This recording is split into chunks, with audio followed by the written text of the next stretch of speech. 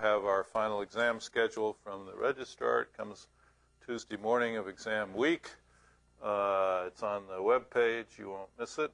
I want to remind you that the midterm exam is on Wednesday, March 16th, that it starts at 9, not at 9:30, so that you're less time limited than you would be otherwise. It's a 2-hour exam, and it will cover basically up through Chapter 8, which is Reed-Solomon codes, and you're responsible for anything that's been discussed in class. If we haven't discussed it in class, then don't worry about it.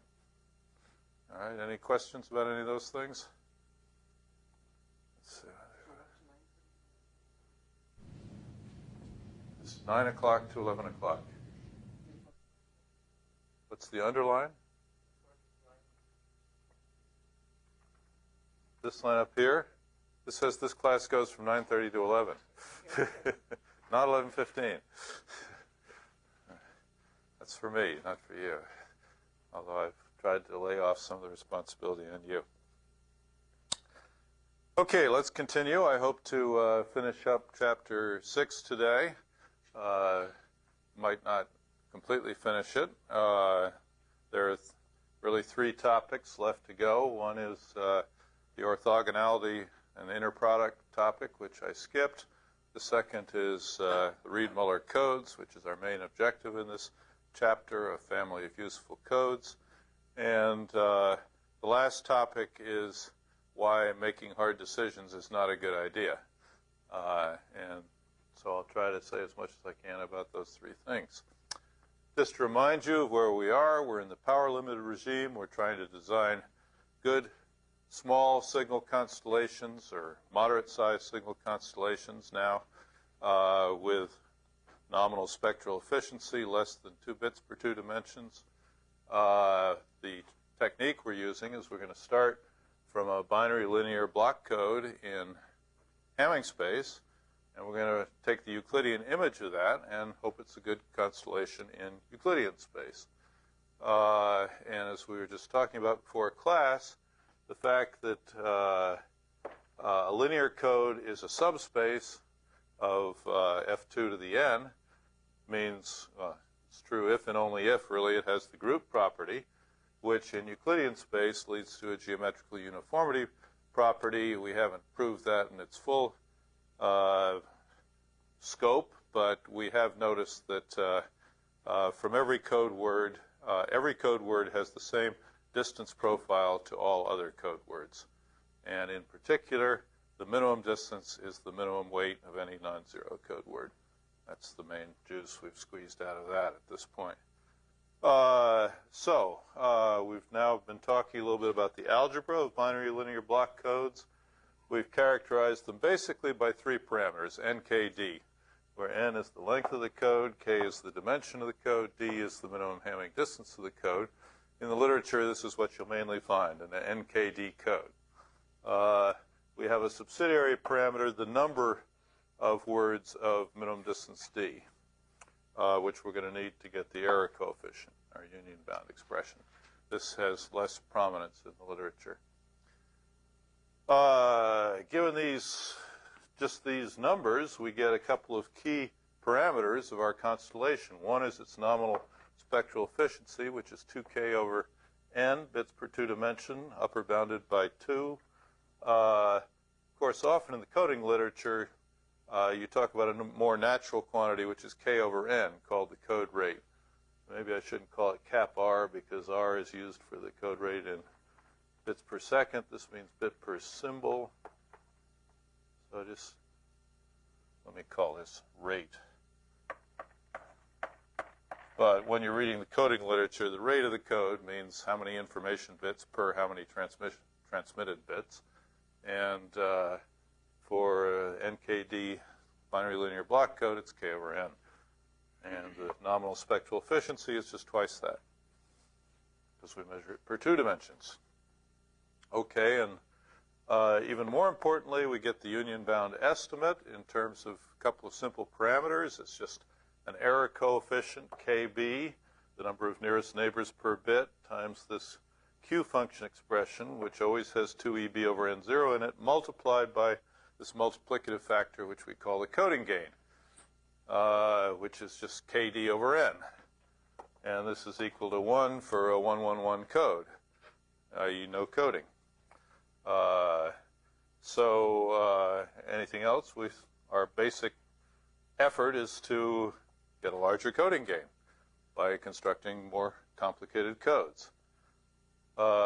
This parameter here, which we need in order to actually plot the curve and estimate the effective coding gain. The effective coding gain is derated from the nominal coding gain by a rule of thumb, which depends on KB. Basically, every factor of 2 in KB costs you 0.2 dB, roughly in the right range. If it's not too big, all those qualifiers, but it's a good engineering rule of thumb. And that's just the number of nearest neighbors per code word divided by K. And so our object here is to see how well we can do. And the Reed-Muller codes will be an infinite family of codes that give us a pretty good idea of what can be achieved as, for a variety of N, K, D that kind of cover the waterfront. That's why I talk about them first. They're also very simple. Okay, but first we forgot to talk about orthogonality and inner products, and duality, both from a geometric point of view and from an algebraic point of view. And so I want to go back and recover that. The definition of an inner product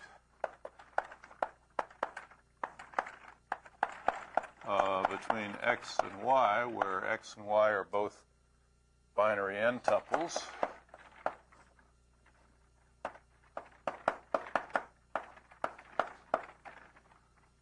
is, as you'd expect, a sort of dot product expression, a component-wise product, the sum over k of xk, yk, where all the arithmetic here is in the binary field, F2. Okay? And you can, this clearly has the bilinearity properties that you expect of an inner product. It's linear in x for a fixed y or vice versa. But it doesn't turn out to have the geometric properties that you expect. We can define orthogonality. This is another definition.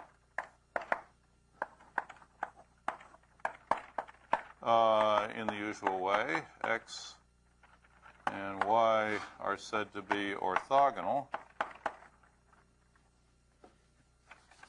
Do that better. X is said to be orthogonal to y if and only if their inner product is 0, which is the same definition you know from real and complex vector spaces. Okay, but this the overall moral I want you to get from this is, while this inner product behaves absolutely as you expect in an algebraic sense, it behaves very different from what you'd expect in a geometric sense. So the algebra is fine, the geometry is screwy. All right, that's the catchword to keep in mind. Why is that? Where does this inner product live? It's F2 valued, right? I'm just doing this sum in binary space, and the result is either 0 or 1. So when our two code words are orthogonal, it's simply if they, two n-tuples are orthogonal, it's simply if they have an even number of places in which they're both equal to 1. Is there a question? No. All right. In particular, suppose I try to define a norm in the usual way, like that. Is that going to have the properties that I want of a norm? No. Why? Because one of the basic properties we want of a norm is strict positivity, that the norm is equal to 0 if and only if the norm of x is equal to 0 if and only if x is equal to 0. That's clearly not true here. What's the requirement for the inner product of x with itself to be equal to 0? In other words, x to be orthogonal with itself? Just simply has to have an even number of 1s. If it has an even number of 1s, then the norm, this so-called norm, is 0. If there's an odd number, it's 1. So it's perfectly possible for a vector to be orthogonal to itself, a non-zero vector to be orthogonal itself. And that's basically where all the trouble comes from, all right, in a geometric sense.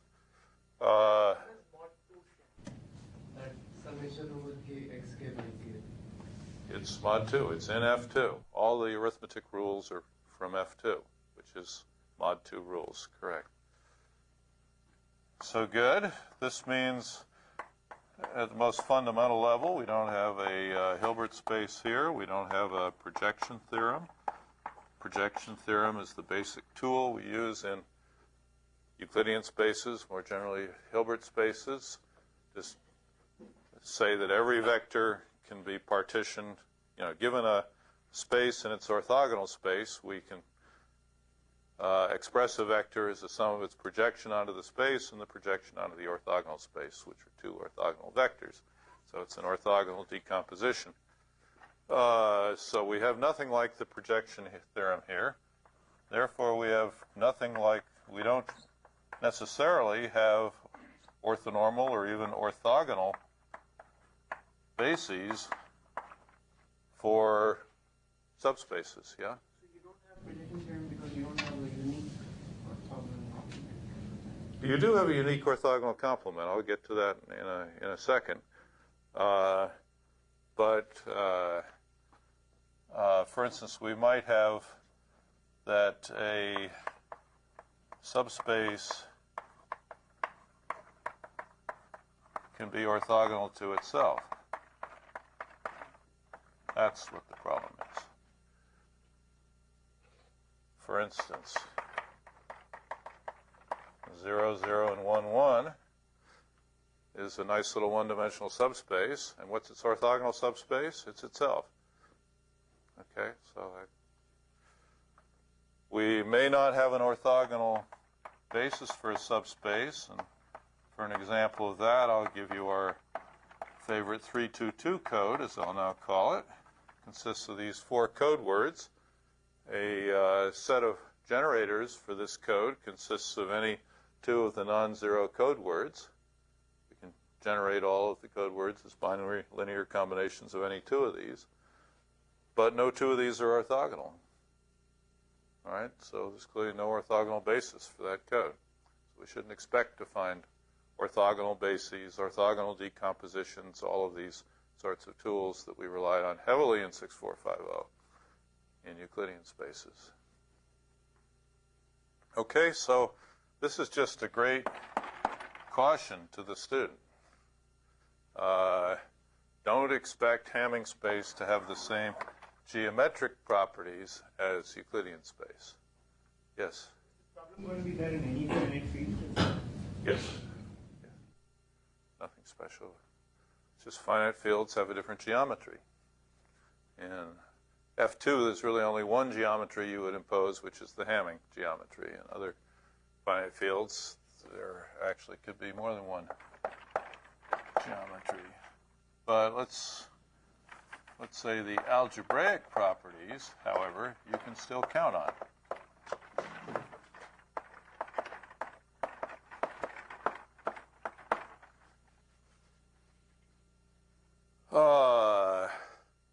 For instance, NKD code C has, as we've already shown, a basis, has k dimension, has a basis G1 up to GK of k linearly independent, though not necessarily orthogonal, basis vectors. So we can always write the code as the set of all UG such that U is a k-tuple of information bits. Let's say, in other words, this is a compressed form for the set of all binary linear combinations of these generators, where I've written what's called a generator matrix, G as a K by N matrix, whose rows are these generators. And I've multiplied on the left with a row vector U, if I'm doing it in matrix terms. View this more abstractly, just as a linear transformation. And side comment, notice that in coding theory it's conventional to write vectors as row vectors, whereas in every other subject you take, it's conventional to write vectors as column vectors. Why is this? Is there some deep philosophical reason? No, it's just the way people started to do it in coding theory back at the beginning, and everybody has followed them. I may have even had something to do with this myself, and I'll tell you the reason I like to write vectors as row vectors is I don't have to write a little t up next to them. That's the deep philosophical reason. You know, it's like driving on the right side or the left side. Obviously, you could have chosen how to do it one way or another back in the beginning, but once you've chosen it, you better stick with it. There's actually, some insight involved here. This is sort of associated with a block diagram where we take k bits and we run it through this linear transformation, and as a result we get out, what shall I write, x, n bits. And in block diagrams we tend to take the input bits from the left and proceed to the right, left to right kind of thing. So this formula kind of reflects this left to right picture, whereas I'd say the deeper reason why you usually see GU in system theory is that G is regarded as an operator that operates on U. It's kind of G of U. And so that's why it's more natural to think of this as being a column vector, because then we have a different picture. G is the operator that somehow transforms U. But these are all side comments, obviously don't really matter for anything. All right, just remember that vectors are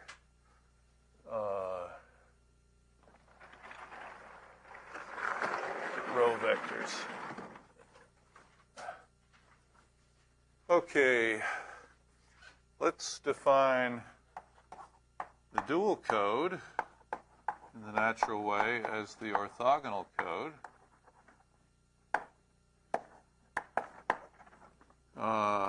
Say C dual. The definition is that C dual is the set of all y, set of all n tuples y, such that x, the inner product between x and y is 0. In other words, y is orthogonal to x for all the x in C. It's a set of all n tuples that are orthogonal to all the words in C under our F2 definition of inner product and orthogonality. Okay, so that's a natural definition. For example, as I've already shown you, if C is 0, 0, 1, 1, then C dual is 0, 0, 1, 1. If C were 0, 0, 0, 1, then C dual would be 0, 0, what? 1, 0, thank you. Because 1, 1 is not orthogonal to this, and 0, 1 is not orthogonal to this. So we simply go through and pick it out. Now, as I said, the algebraic properties of the dual code are okay. I emphasize they're algebraic. If C is an nk code, in other words, has dimension k, what are the parameters, what do you expect the parameters of C dual to be? Its length is what? It's n, of course. And what's its dimension going to be? If C has dimension k, what do you guess the dimension of C dual is going to be?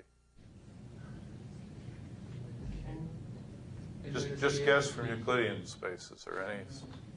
It's n minus k, right? The dual space has dimension n minus k. And that holds. In the notes, I give two proofs for this. There's a conventional coding theory textbook proof, which involves writing down a generator matrix for C, k generators, reducing it to a canonical form called the systematic form, where there's an k by k identity matrix in it and a n by k, n minus k by k parity check part. Then by inspection, you can write down a generator matrix for C dual, and you find it has dimension n minus k. It's kind of a klutzy proof, in my opinion. A second, more elegant proof, but one that you don't have the background for yet, is to use simply the fundamental theorem of homomorphisms. This is, in some sense, an image. This is the dual of an image, which is a kernel, and you work out the dimensions from that. I am still in search of an elegant elementary proof, and anyone who can come up with a proof suitable for Chapter 6 gets a gold star. Believe me, the gold star will be very valuable to you. Okay, so exercise for any student so inclined. Give me a nice proof of this. It's surprisingly hard, and I can't say I've spent great quantities of my life on it, but I've spent some time on it. So, anyway, the dimensions come out as I hope you would expect based on your past experience, and I won't give you a proof in class. You get the fundamental duality relationship, the dual of C dual. What do you expect that to be? C. Okay. In words, C is the set of all n-tuples that are orthogonal to all the n-tuples in C dual. Okay? So this actually means that I can specify C. If I know C dual, I know C. All right? Give me C dual. The set of all code words orthogonal to it tells me what C is. So this implies that I can write C in the following form. C is the set of all, just emulating this, y in f2 to the n, such that x, y equals 0 for all x in C dual. I probably should have interchanged x and y for this. X such that x, y equals 0 for all x. This is symmetrical. Inner product of x and y is equal to the inner product of y and x. So I don't care how I write it. Okay, so I can actually specify a code by a set of parity checks. Now, suppose I have a generator matrix. We call it H, namely a set of generators H1 through Hn minus k for C dual. I'm going to have a set of n minus k generators.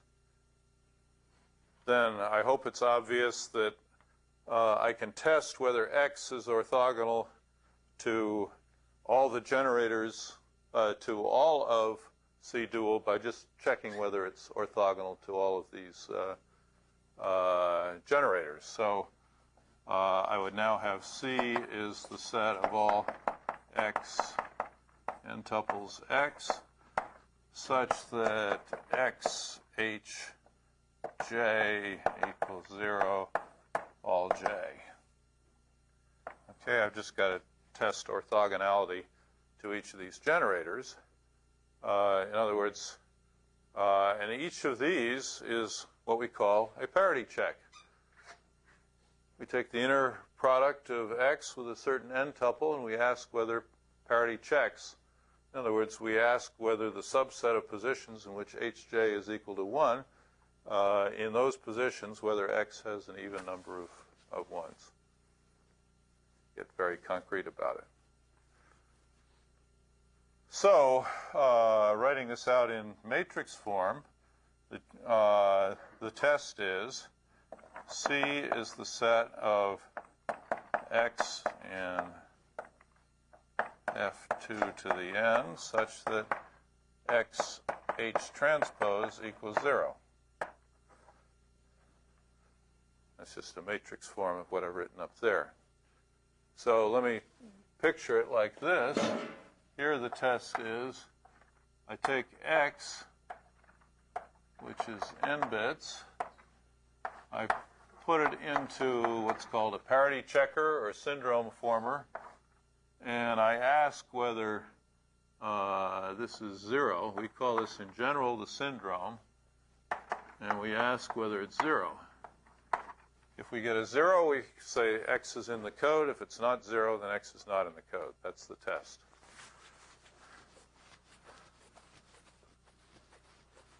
So let me summarize. We really have two dual ways of characterizing a code, which you will see in the literature. We have a generator matrix. We might give a k by n generator matrix for the code. And then the code is specified as C is the set of all UG such that U and Fk to the n. K, F2 to the K. Sorry.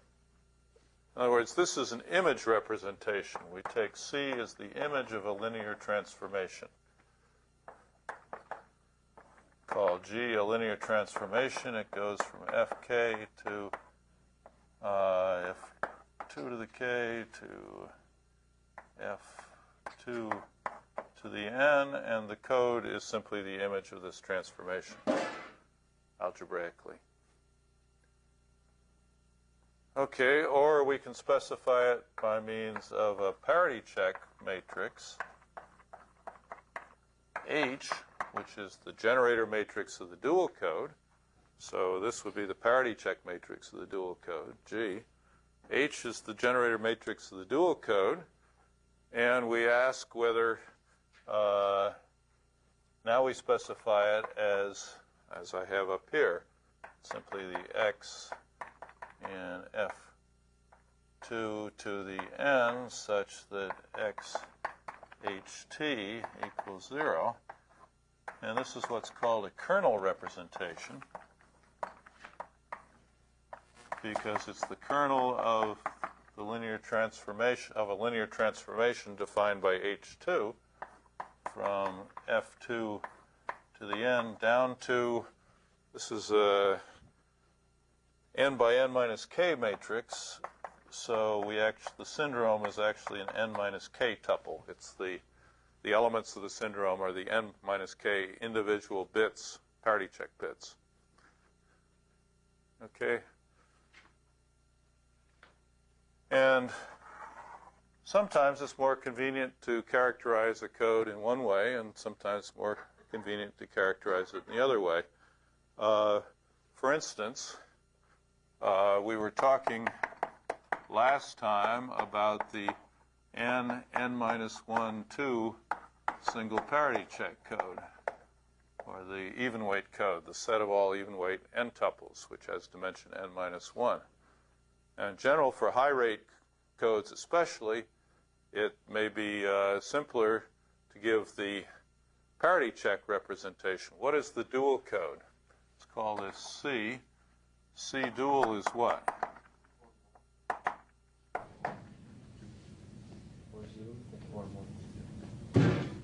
C dual is what we call the N1N repetition code. In other words, it has dimension 1, it has two code words, the all 0 word and the all 1 word. Okay? Clearly, the all 1 word is orthogonal to all of the even weight words, and vice versa. A word has even weight if and only if it's orthogonal to all ones. So in this case, what is the generator matrix? We had a generator matrix last time consisting of n minus 1 weight 2 code words sort of arranged in a kind of double diagonal pattern. That's okay, but that's an n minus 1 by n matrix. Most people would say it's easier to say, okay, what's the parity check matrix? The parity check matrix in this case H is simply a 1 by n matrix consisting of all ones. And what's the characterization of the code? The code consists of all the words that are orthogonal to this. And that is why we call it single parity check code. There's one parity check, and if you pass the parity check, you're in the code, and if you don't, you're not. Okay, so that we see that these, first of all, here's an example of dual codes. Are their dimensions correct? They are. Is each one characterized correctly as the dual of the other? It is. So we've passed that. This I was intending to make point C. It's a good example. Kind of one final thing is, suppose I have a code with generator matrix G and another code with generator matrix H. Are they each other's dual codes or not? And the answer is pretty obvious from all of this. Yes, they are. Let me substitute in here. X is supposed to be equal to UG. So another requirement is that UGHT equals 0 for all U. And without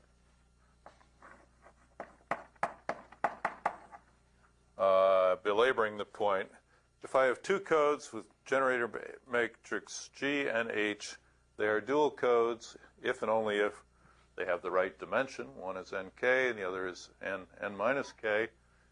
And we satisfy GHT equals 0.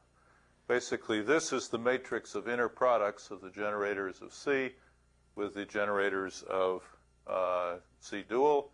And if we have k generators that are all orthogonal to these n minus k generators, then they must be the generators of dual codes. This is kind of intuitive and natural. All right, so again, this is a concise form that you would actually probably most commonly find in the literature. It's not hard to get to. Okay, so in this course, we're probably going to talk quite a bit about orthogonality. Duality is very powerful, but we're not going to be using it very much in this course, I believe. I'll mention duality whenever there's a duality property to mention, but in general, I'm not going to spend an awful lot of time on it. But it's important you know about it, particularly if you were to go on and do anything in this subject. And, at an elementary level, it's nice to know that we have two possible representations, and one is often going to be simpler than the other. Use the simple one. In general, use the representation for the low rate code to determine the high rate code. Okay, any questions on this? I've now finished up the preparatory, yeah? Basically seeing that every basis vector in G is orthogonal by V1 in H. That's necessary and sufficient. Right. Okay, Reed-Muller codes. Why do I talk about Reed-Muller codes? First of all, they give us an infinite family of codes, so we can see what happens as n gets large, as k goes from 0 to n, whose parameters are sort of representative. They aren't necessarily the best codes that we know of. They're very simple, as I will show, to construct and to characterize their parameters, so we can do all the proofs in half an hour here. And they're not so bad. In terms of the parameters nkd, the Reed-Muller codes up to length 32 are the best ones we know of, at least for their parameters. There is no 3216 code that's better than the 3216-8 Reed-Muller code. There's no 32K8 code that's better than, that has K greater than 16, all those sorts of things. Actually, I'm not 100% sure of that.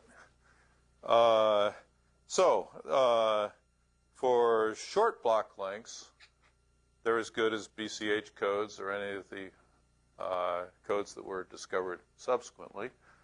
For even longer lengths, up to 64, 128, 256, they are going to be slightly suboptimum in terms of NKD, as we'll see, in some cases. But they still are very good codes to look at in terms of performance versus complexity. The decoding algorithm that I'm going to talk about eventually for them is a trellis-based decoding algorithm and maximum likelihood decoding algorithm. Within they can be maximum likelihood decoded very simply by these trellis-based algorithms. And that's not true of more elaborate classes of codes. So from a performance versus complexity point of view, there's still good codes to look at for block lengths up to 100, 200. As we get up to higher block lengths, then we'll be talking about much more random-like, non-algebraic codes in the final section of the course. This is the way you actually get to capacity. You don't worry about NKD. Right now we're talking about moderate complexity, moderate performance. Okay, so they were invented in 1954 independently by Irving Reed and I think it was David Muller, D. Muller, in two separate papers, which shows they weren't too hard to find. As you'll see, they're very easy to construct. They're basically based on a length doubling construction. Now, let me start. So we start off with codes of length 1 or length 2, and then from that we build up codes of length 4, 8, 16, 32, and so forth. So in general, their lengths are equal to a power of 2, and m is the parameter that denotes the power of 2. So we only get certain block lengths, which are equal to powers of 2. They have a second parameter, r, whose significance is that d is 2 to the m minus r for 0 less than or equal to r less than or equal to m. Or some people, including me, are going to put the lower limit at -1 just to be able to include one more code in this family at each length. But this is just a matter of taste. You'll see this is a very special case, the -1. So let's guess what some of these codes are going to be. So we have two parameters, m, which can be any parameter, any integer 0 or higher. So the lengths will be 1, 2, 4, so forth, and r, which goes basically from 0 to m, which means the distances will go from 1 I'm sorry, from 2 to the m down to 1. And what are some of the basic codes that we're always going to find? RM, we always write RM of little rm. I'm not sure I completely approve of how the notation goes for these codes, but that's the way it is. So this is notation. That means the Reed-Muller code with parameters m and r. It's written rm of rm. All right, so rm of mm. This is going to be a code of length 2 to the m and distance 1. What do you suppose that's going to be? This is always going to be the 2 to the m, 1, sorry, the distance is 1. So it's going to be the 2 to the m, 1 universe code. In other words, simply the set of all 2 to the m tuples, which has having distance 1. Okay, Rm of m and, 0m. What's that going to be? This is a code now that has minimum distance length 2 to the m and minimum distance 2 to the m. We know what that has to be. It has to be the 2 to the m, 1, 2 to the n repetition code. Very low rate code, dimension 1. Okay.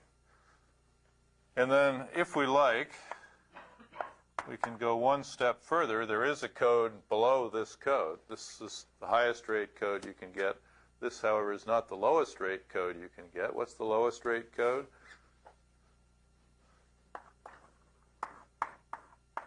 Of length 2 to the m? Well, there's one that has dimension 0. And minimum distance infinity by, I don't think I ever defined this convention, but for the trivial code that consists of simply the all 0 word, what's its minimum distance? Undefined or infinity, if you like. So this is the trivial code. So if we want, we can include the trivial code in this family just by defining it like this. And it works for some things. It doesn't work for all things. It doesn't work for D, for instance. This definition holds only for r between 0 and m and doesn't hold for r equals minus 1, because there the distance is infinite. Okay, so let's start out and get even more explicit. We want to start with m equals 0. In that case, we have only rm of 0, 0 and rm of minus 1, 0. And this is going to be the 1 by either of these. The universe code is equal to the repetition code. It's the 1, 1, 1 code. And this is the 1, 0 infinity codes. And that's really the only two codes that you can think of that have length 1, right?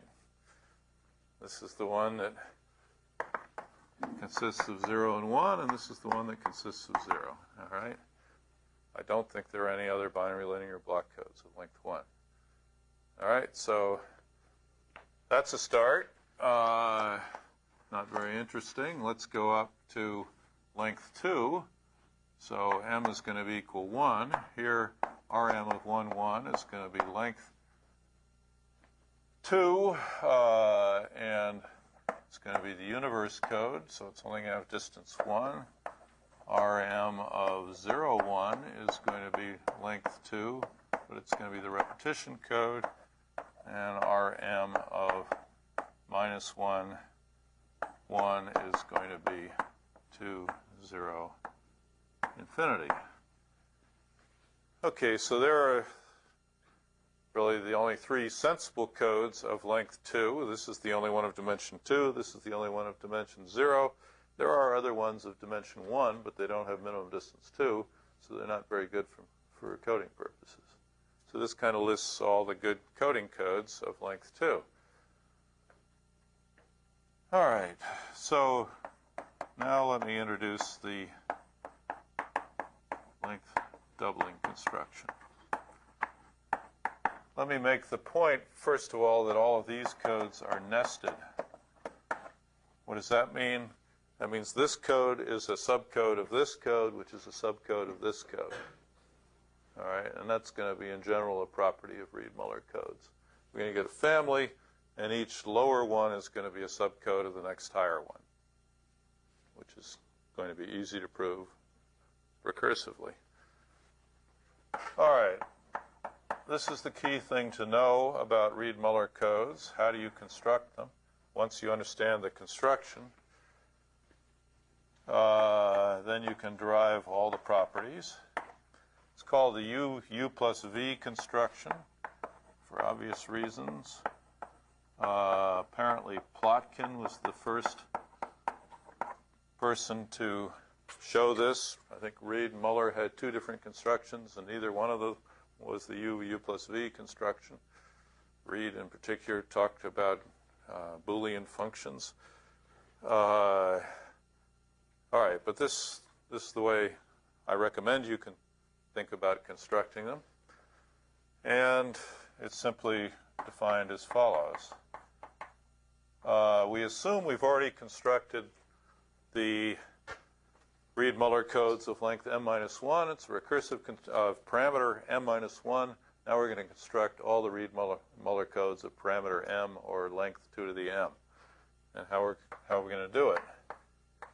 Rm of, we want to construct Rm of Rm. And we'll say it's the set of all code words which consist of two halves, a pair of code words, a pair of n tuples of half the length. So it's going to be U, the two halves are going to be U and U plus V, where I choose U and U plus V as follows. U is in Rm of R minus 1 m. And so what does that mean? Sorry. It's got to be m minus 1, so it's got to be half the length. Is that right? R m minus 1, V is in Rm of R minus 1, m minus 1. Somebody who has the notes, like my valuable teaching assistant, might check whether I got it right or not. Let's see, what are going to be the parameters of these codes? They both have n equals 2 to the m minus 1. The distance here is 2 to the m minus 1 minus r minus 1, so the distance here is 2 to the m minus r, which is the distance that we want to achieve for this code. And the distance here is 2 to the m minus r minus 1, which is half the distance we want to achieve for this code. So we reach down. If we wanted to construct now a code of length 4 and distance 2, we would construct it from these two codes, the one of half the length with distance 2 and the one of half the length with half the distance, distance 1. So we would somehow use this to get a code of length 4 and distance 2, and we don't know yet what k is. Okay, so we're going to use these two codes to construct a larger code. Is the construction clear? All right. So let's now derive some properties from this construction and from the fact that we've started from a set of codes. Let's say we start from length 2 codes, or we could start from length 1. You could satisfy yourself that this construction applied to the length 1 codes gives the length 2 codes. I won't go through that exercise. So we have some set of codes m minus 1. What's the first thing we notice? Obviously, the length is what we want. because we've put together 2 to the m-1 tuples, and 2 times 2 to the m-1 is 2 to the m. So we've constructed a set of 2 to the m tuples. Length of the resulting code is 2 to the m. This is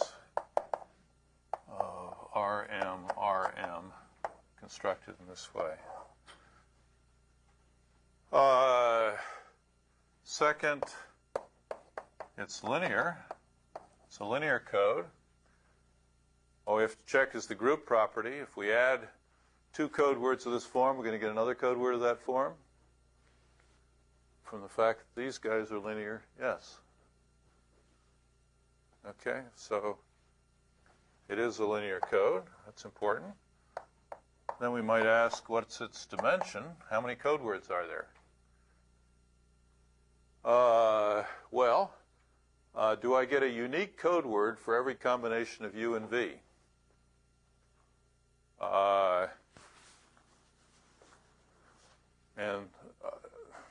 However you want to convince yourself, you obviously do. If I'm given this word here, I can deduce from it what was U. That's simply the first half of it. Subtract U from the second half of it, and I find out what V is. So there's a one-to-one map between all possible pairs UV and all possible new code words. And so what that means is, let me call it the dimension of the code with parameters R or M, is simply the sum of the dimensions of the codes with parameters R, M-1, and R-1, M-1. So, for instance, in this hypothesized code here, if I want to know the dimension, well, I take all possible combinations of words here and words here. How many are there? There are 8, has dimension 3. So I'm going to get a 432 code, which is not too hard to see is the single parity check code of length 4. All right. So that's how I do it. I simply add up the dimensions of the 2 contributing codes. Not a very nice formula. In the homework, you do a combinatoric exercise that gives you a somewhat more closed form formula, but I think this is actually the most useful one. In any case, we eventually get a table that shows what all these things are anyway. Now, just as a fine point, I want to assert that if I start out from a set of nested codes, then I come up with a set of nested codes at the next highest level. That, again, is sort of obvious. If these guys were nested, then I get the appropriate, if I take U plus V from subcodes, I'm going to get a subcode. That's, look at the notes if you want more than that little bit of hand waving. Okay, that's something I need for the next thing. I want to find out what D is.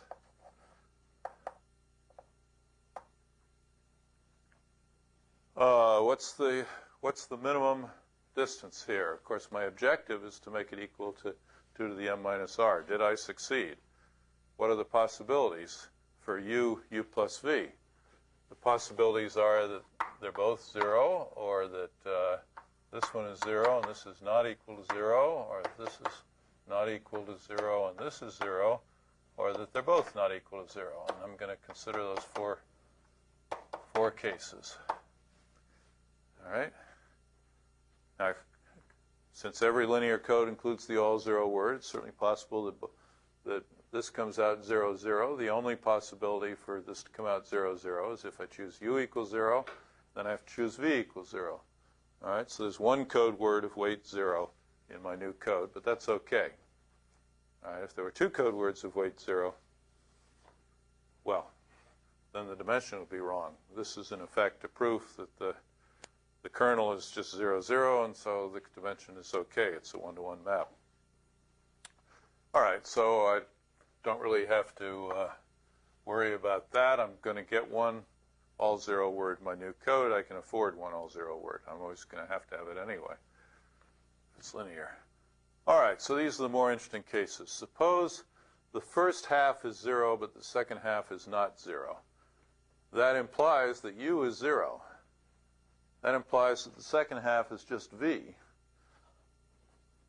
which is not 0. So the v must be a non-zero code word in this code, which has minimum distance 2 to the m minus r. So in this case, I prove that the distance is greater than or equal to 2 to the m minus r. Similarly, suppose this one is not 0, but this is 0.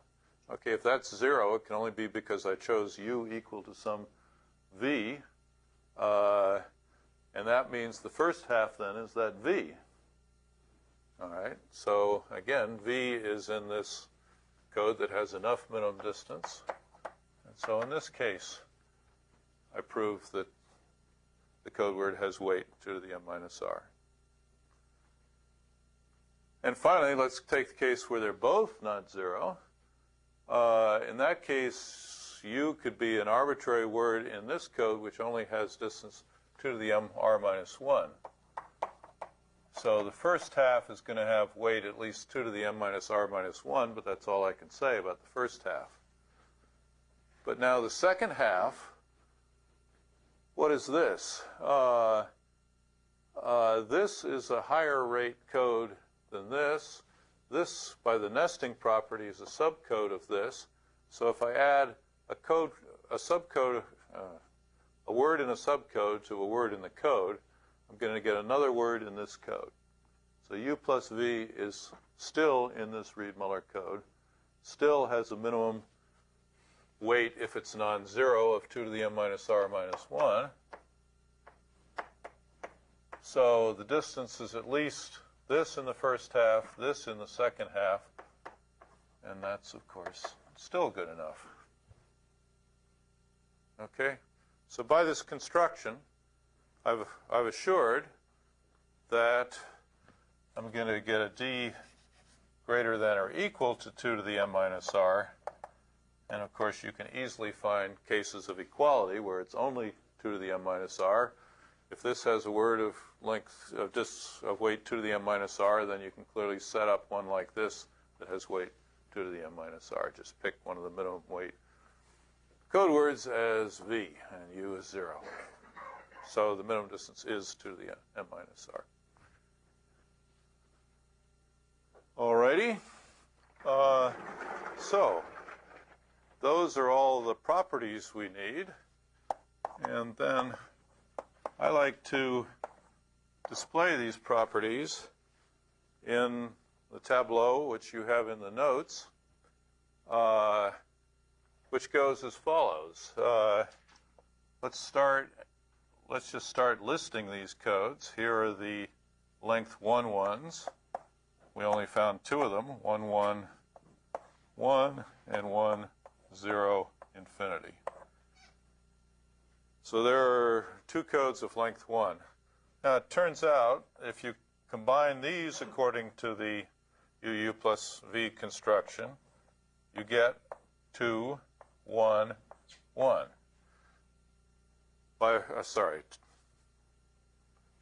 2, 1, 2. Where the weight 2, 1 is just you take the first half is 1 and the second half is 1. All right, so you can build this in the same way. And similarly, we can say just by definition, we're always going to put a universe code at the top and a trivial code at the bottom. So now I've listed all my Reed-Muller codes of length 2. Now to construct the ones of length 4, again, I'll put a universe code at the top, a trivial code at the bottom. I'll use my construction now to create a 4, 3, 2 code here. I'm just using all these properties. And down here, my construction, when you combine these two things, you always get a repetition code, again, 4, 1, 4. And I guess I haven't, I've hand-waved exercise for the student. Prove that combining a repetition code with a trivial code under the UU plus V construction always gives a double-length repetition code. I mean, it's clear. V is always the all zero word. U is either all zero or all one. So we get two words, one of which is all zero and one of which is all one double length. All right, so now I can just go on indefinitely and without a great deal of effort. Here I find that K is 7 just by adding up these two things. That 8, this gives me an 844 code. This gives me 818 code, and similarly down here. And this, I now just turn the crank. 16, 16, 1, I always put that at the top. The next one is 16, 15, 2. Next one is 16, 11, 4. You know, after a while, you know, you don't know what you're going to get, but you get something.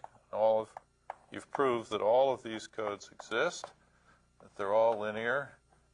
They all have the NKD that we've specified, and that furthermore, they're nested. And a final property, which you might suspect, looking at these tables, is that the dual of a Reed-Muller code is also a Reed-Muller code, and they're kind of paired up according to K and N minus K. So 15 and 11 is 26. 11 and 5 is 16. 5 and 1 is 6. 15, 32, 1, 32, and so forth. Now, do you see how I proved that all these codes exist? And if I continued, I could get arbitrarily long codes. One of your simple homework problems is just to do this, continue this for 64 and 128, see what additional codes you get. And so I now have this infinite family of codes that kind of covers the space NKD in some sort of sparse way, but it indicates how K and D go with N. And we come back to our original question, how well can we do with binary linear block codes? Well, here's some binary linear block codes, pretty close to the best we can find, actually. The ones I've listed up here are all as good as we can find. And how well can we do? You know, really, we don't need to know much to evaluate the performance of, say, 3216.8 code, which is now getting to be a pretty substantial code with 2 to the 16th code words, 65,536 code words. So we've built a fairly sizable constellation here in a 32-dimensional Euclidean space. And how good is it? You know, let's take 3216.8. Can I graph its probability of error per bit?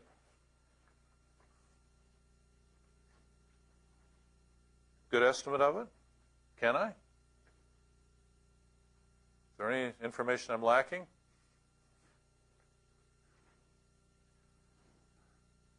Okay, I've been talking too long. Because I really like, when I go to the class, I'd like a little response. So you were going to say something? We don't have K with them. Okay, let me tell you that the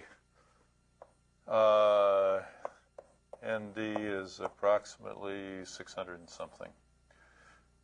So let's say 630.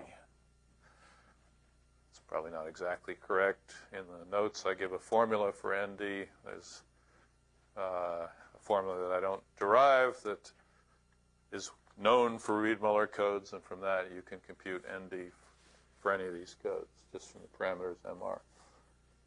All right, so I'll give you ND as well. Now can I get the a good estimate for the probability of error per bit. And how do I do that? Union bound estimate. All right, so what's it going to look like? What are the two subsidiary parameters I need? One's the coding gain, right? What is the nominal coding gain of this 3216.8 code?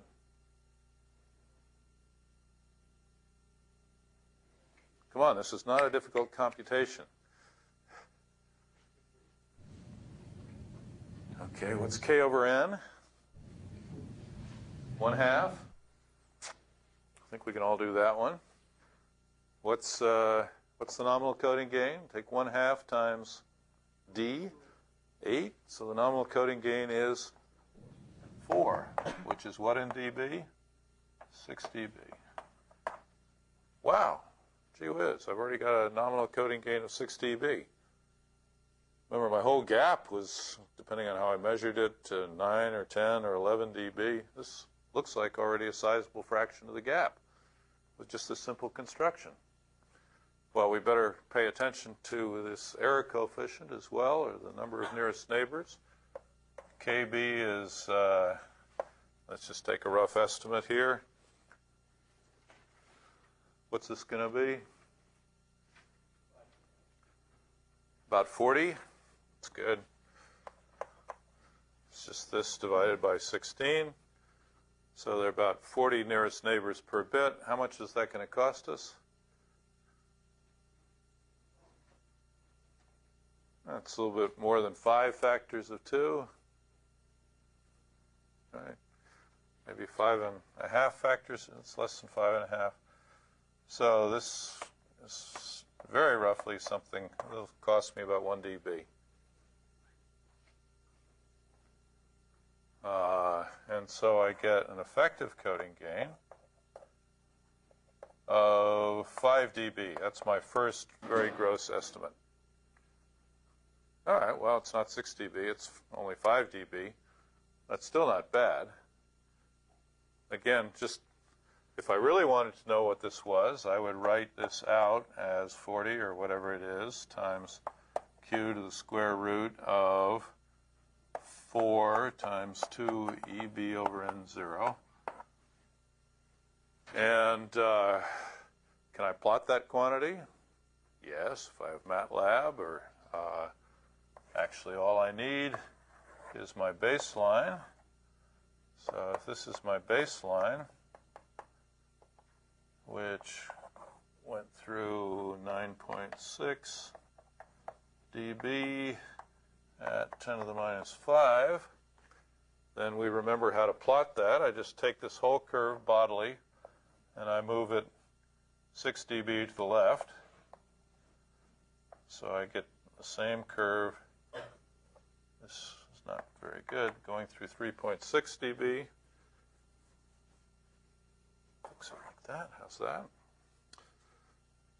Get it way down here, but then I also have to raise it by a factor of 40. So it really looks more like that. It's really going to go more through like about 4.6 dB or something like that. That's what these calculations are. Ashish took you through, I believe. And so, while 6 dB was my nominal coding gain, my effective coding gain is 5 dB. But still, hey, not bad. I've very easily been able to construct a code that gives you about 5 dB of coding gain. Is there any fly in this ointment?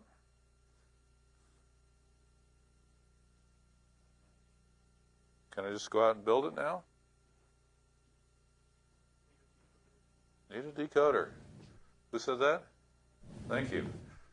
Good point. What's the decoding method assumed for this code? Excuse me? Just a table right now, right? Just a table based on what? I get some kind of received n-tuple, which is actually just a random, is some kind of vector in 32-dimensional space, 32 numbers, real numbers.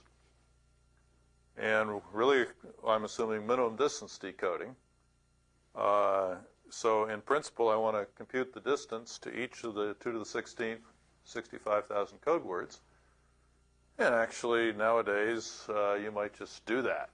That's not a formidable task. Back when I got into this business, that would have been considered outrageous. But nowadays, you could keep up a pretty good decoding rate, even doing 65,000 distance computations and just finding the best one. That would do it. That would give you this performance. Okay? But, of course, we are going to be looking for somewhat more efficient decoding schemes than that. All right, so at this point, that's the only fly in the ointment. We have a way of getting this kind of error curve, provided that we're willing to do exhaustive maximum likelihood or minimum distance decoding. All right. And furthermore, we can continue. It's also instructive to see what happens as we let n go to infinity. What are we going to get with this construction? We pretty well know these are all going to be universe codes, which are not very interesting to us. They all have a nominal coding gain of 1 and are useless. They're basically just send a bit 32 times. Send 32 bits, I mean. Okay, what are these codes along here? Let me start there. These are all single parity check codes. What's the nominal coding gain? Well, as we get out here, what is the nominal coding gain approach? The code rate approaches 1. The code distance stays at 2. So the nominal coding gain goes to 2, or 3 dB, at a rate of 1 or a nominal spectral efficiency of 2. Okay, well, yeah, these are totally simple codes, single parity check codes. And even with that, it looks like we can get 3 dB of coding gain. But what's the number of nearest neighbors here? Number of nearest neighbors, just n minus 1 over 2, n choose 2. So the number of even dividing by k, which is n minus 1, we still get a kb that goes up linearly with n. So what's in fact going to happen to the effective coding gain? The nominal coding gain will go up and reach an asymptote of 3 dB. This is nominal coding gain. But somewhere out here, as this is reaching the asymptote, the effective coding gain is always going to be less, and it's going to have to bend over. And according to our rule of thumb, it'll eventually go back through 0 because the cost just keeps going up linearly in terms of kb. So the effective coding gain is not as great. It has a peak for some n, and so there's some maximum effective coding gain, which again I've left for you as a homework problem, that's less than 3 dB. And I'll give you a hint that it's of the order of 2 dB. It's pretty easy to work out, in the 5 minutes before the next class. Not a difficult problem to find out when this thing reaches its maximum. But still, these are very simple codes. We'll see in a second. They have an extremely simple minimum distance decoding algorithm called Wagner decoding. It's just trivial. Not hard to do minimum distance decoding for these codes. And so, okay, not hard to get 2 dB of coding gain. What happens if we go along this line here? These are all codes of minimum distance 4. Again, let me start here. They're called extended Hamming codes. A Hamming code has minimum distance 3 and is suitable for hard decision, single error correction. These codes all have minimum distance 4. We've seen that it's always worthwhile to add an overall parity check to get an even minimum distance, and if we're looking at Euclidean space coding gain. And so these are actually slightly better than Hamming codes. They're called extended Hamming codes because they're Hamming codes extended by a single parity check, and they have one more unit of minimum distance. So again, asymptotically, these are called extended Hamming. The nominal coding gain goes to what now? The rate is again going to 1. Distance holds at 4, so the nominal coding gain goes to 4 or 6 dB. Well, again, the spectral efficiency goes to 2 bits per 2 dimensions. The nominal spectral efficiency rate to 1. But again, you have this kind of phenomenon, and I ask you to work that out also on the homework, where even though the nominal coding gain plateaus eventually at 6 dB, there isn't a maximum effective coding gain, which is something more in the range of 4 to 5 dB. You figure out what it is. And there's a limit to how much effective coding gain you can get with these codes. Does this all make sense? You seeing how I'm arguing? Okay. Here's another interesting sequence of codes.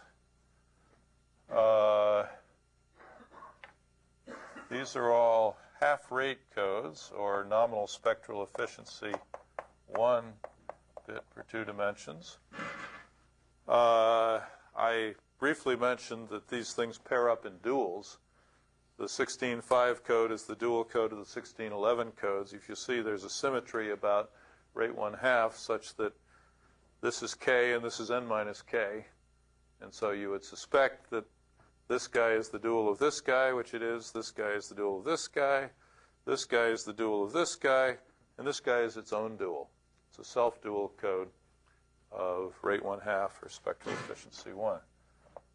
So these are self-dual codes. And what does their nominal coding gain go to?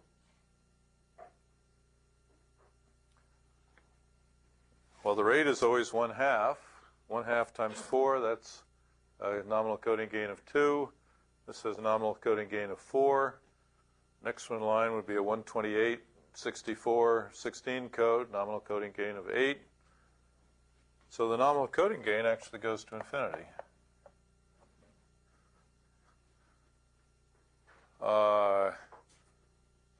Gee, that seems pretty good.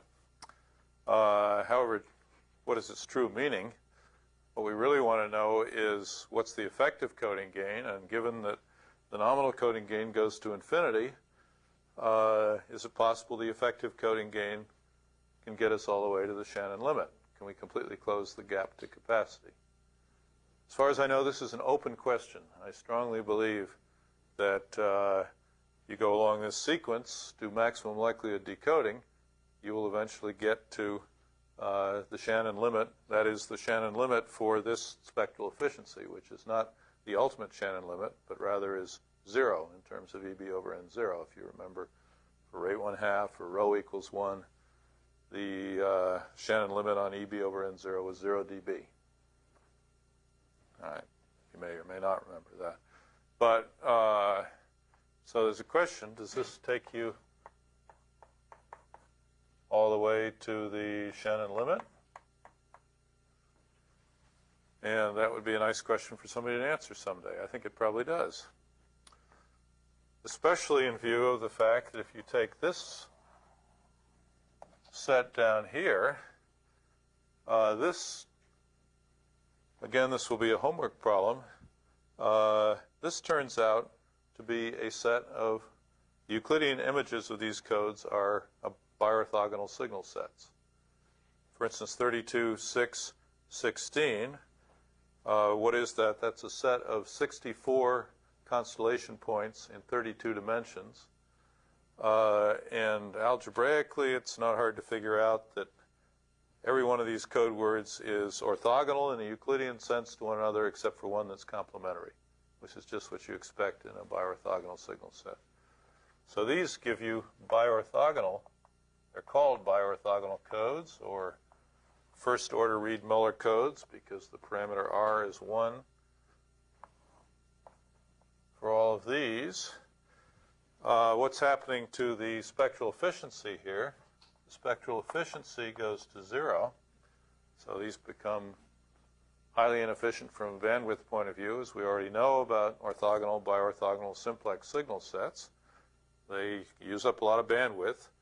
But what else do we know about them? In this case, we definitely know that the effective coding gain does go to the Shannon limit. And in this case, the ultimate Shannon limit for rho equals 0, as rho approaches 0. So here there's a proof that these codes can get you to the Shannon limit. But it's, as we've already explained earlier, geometrically, it's at the cost of using much more bandwidth than you probably really want to use. But here at least is one capacity approaching set of codes just among these rather simple Reed-Muller codes along this line.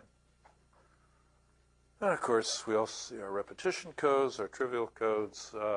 So this is a nice representative family of codes, and it really does tell you quite well what to expect. Are you looking at your watch? Thank you. Appreciate the hint. Didn't quite finish Chapter 6 today. Next time we'll start out with the penalties of making hard decisions, which at first blush seems like a not unreasonable compromise to make, but it actually costs a serious penalty. And that will finish Chapter 6. I'll do that as briefly as I can. And then we'll get into Chapters 7 and 8, which is finite fields, and Reed-Solomon codes, which are the single great triumph of algebraic coding theory. So, okay, that's tomorrow.